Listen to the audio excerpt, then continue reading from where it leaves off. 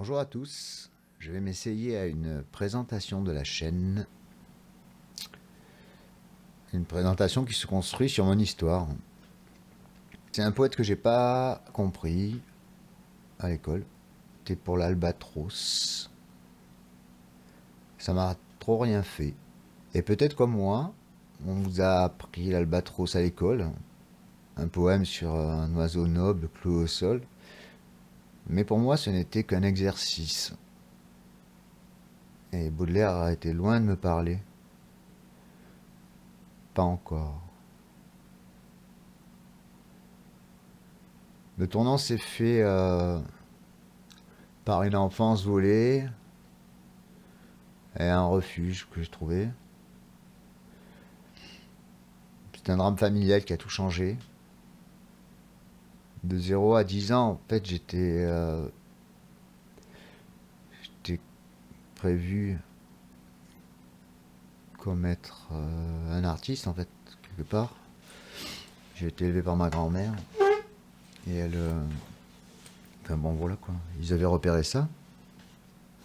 Et elle s'est suicidée quand j'avais 10 ans. Tout a basculé après. Ma vie n'était plus la mienne, mais celle d'un enfant jugé, rabaissé et à qui on a retiré le droit de créer. Donc l'art est devenu comme un acte de survie, de résistance. Alors après, je tombe amoureux, moi, à 10 ans, de Mylène Farmer. C'est ma première amoureuse. Et j'ai redécouvert Baudelaire à travers son monde, quoi. De cimetière, de noirceur, de mélancolie. Mais là où ça a été un flash, c'est en ouvrant le spleen de Paris, parce qu'un homme me parlait de mon présent, des peurs et des souffrances humaines de son époque à la mienne, comme si c'était hier. Et ça m'a... C'est incroyable. Ça m'a foutu une vision en me disant que l'art était éternel. Baudelaire m'a enseigné quelque part que la création n'était pas faite pour plaire, mais pour parler aux humains plus tard.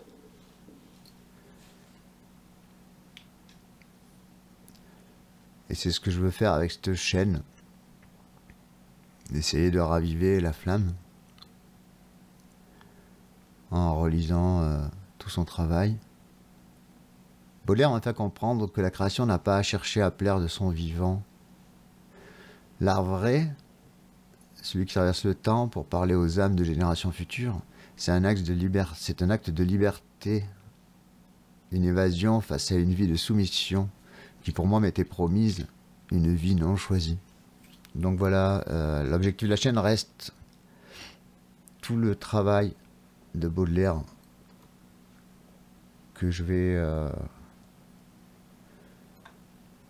lire par rapport à ce livre que, comme je le décris, j'ai découvert, que j'ai acheté pour 30 francs en 2000 à Paris.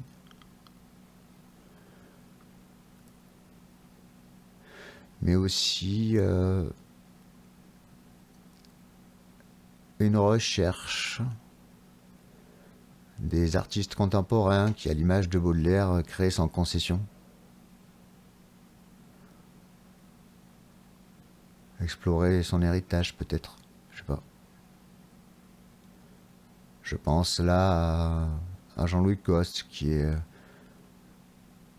un ami, autant qu'un ami artiste peut être ami avec un autre. Mais au moins il va au bout de ses idées, que je mettrai en opposition à d'autres comme Gaspard Noé, que je classerai comme un faux torturé, avec une œuvre un peu grandiloquente, quoi, et très futile.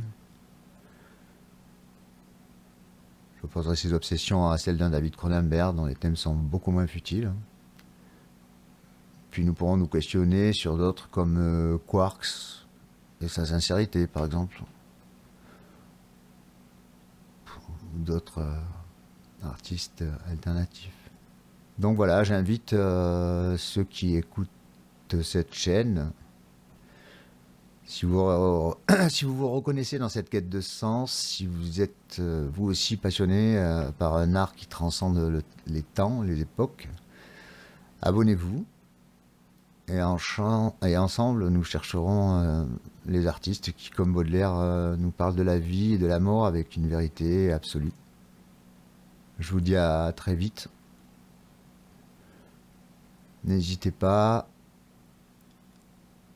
abonnez-vous, discutez, partagez. Il y en a besoin dans notre époque où les gens ne lisent plus. Voilà. À très vite et à bientôt à tous.